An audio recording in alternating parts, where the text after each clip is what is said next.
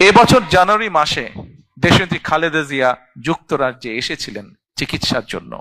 সেই সময় উনি যেই হসপিটালতে ছিলেন, লন্ডন ক্লিনিক হসপিটালতে ছিলেন, একদিন আমরা সন্ধ্যার সময় সবাই ওনার কেবিনে আছি। স্বাভাবিকভাবে কিছুক্ষণ পর পর তো নার্স আসে। তো সেই সময় একজন নার্স আসলো। নার্সটা এসে আমরা যারা ছিলাম মোটামুটি আমাদের সবাইকে বলছে, আম্মার দিকে তাকিয়ে বলছে, আমি কিন্তু তোমাকে জানি, তুমি কে। তো ওখানে তো বেগম খালেদা জিয়া ভর্তি আছেন, উনি বাংলাদেশের এক্স প্রাইম মিনিস্টার, এগুলো তো আছে। তো আমরা ভাবছি যে এটা তো সবাই জানে, এখানে যারা ডিউটিতে আছে সবাই তো জানবেই এটা। তখন নার্সটি নিজেই বলছেন, না, তোমার যেগুলো অফিসিয়াল প্রোটোকল আছে বা ছিল সেটা তো আমি জানি, কিন্তু আরেকটা ভাবে তোমাকে আমি চিনি এবং অনেক আগে থেকে তোমাকে আমি জানি। আমি যখন ছোট ছিলাম সেই সময় থেকে তোমাকে আমি চিনি, জানি। তো আমরা একটু অবাক হয়ে জিজ্ঞেস করলাম, কিভাবে তুমি ওনাকে চেনো?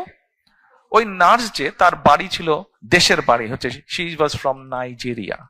তো বলল, তুমি তোমার দেশে মেয়েদের জন্য ক্লাস 12 পর্যন্ত শিক্ষা ফ্রি করেছো তুমি, এবং